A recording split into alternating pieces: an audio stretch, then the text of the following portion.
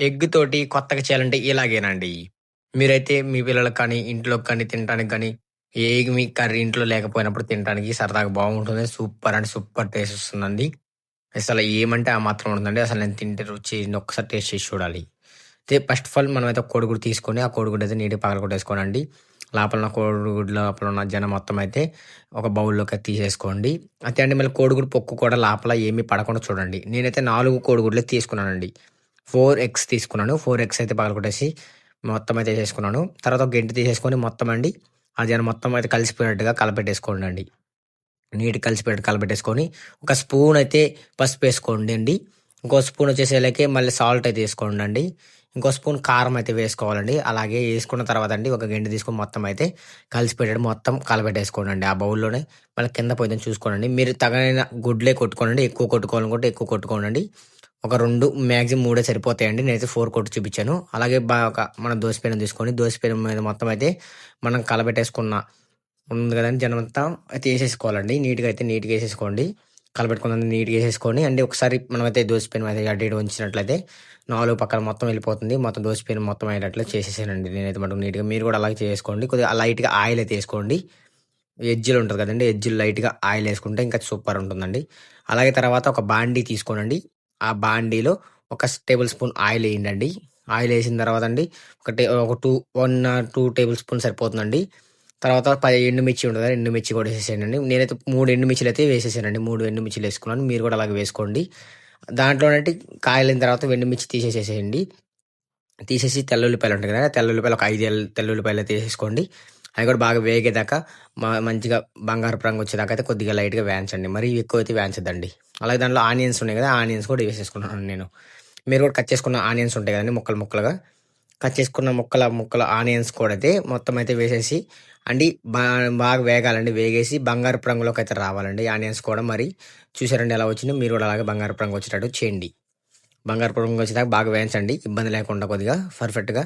మళ్ళీ తర్వాత అండి ఇయన్నీ తీసేసి ఆనియన్స్ తీసేసుకొని, మనం టమాటా ముక్కలు కట్ చేసుకున్న ముక్కలనైతే పెట్టేసుకోవాలండి. ఎందుకంటే పైన తోలు ఉంటది కదండీ! ఆ తోలయితే లూజ్ అయిపోవాలండి.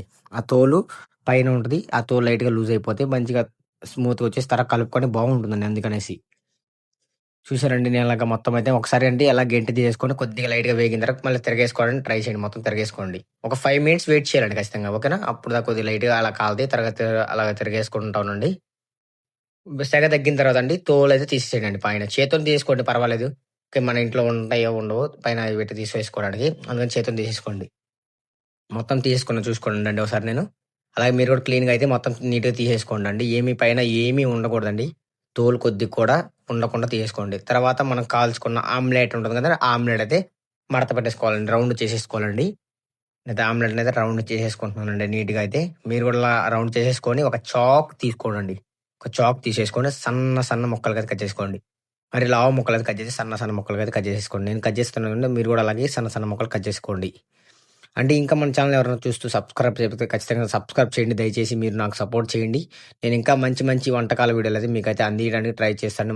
మంచి చేస్తానండి ఇంకా. మీరు నాకు సపోర్ట్ చేయండి. మీకేమన్నా కావాలంటే కామెంట్ చేయడం అయితే అస్సలే మర్చిపోకండి.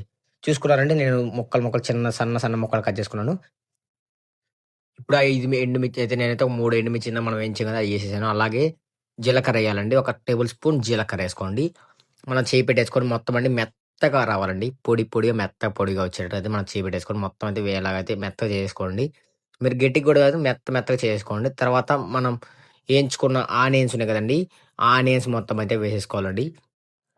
మనం కొద్దిగా వేసుకోండి. మరీ అంటే మీ గిన్నెలో పడతాయా? పట్టవా? అని ఏసుకోండి. నేను చూపియడానికి మీకు అలా చూపిస్తున్నాను. చూసారండి? అలాగ మొత్తం అయితే ఆనియన్స్ అయితే మొత్తం ఏసుకొని కలపెట్టేసుకోవాలండి. చేయి పెట్టి బాగా మొత్తం అయితే కలిసేలాగా కలపెట్టేసుకోండండి. నీట్‌గా కలవాలండి.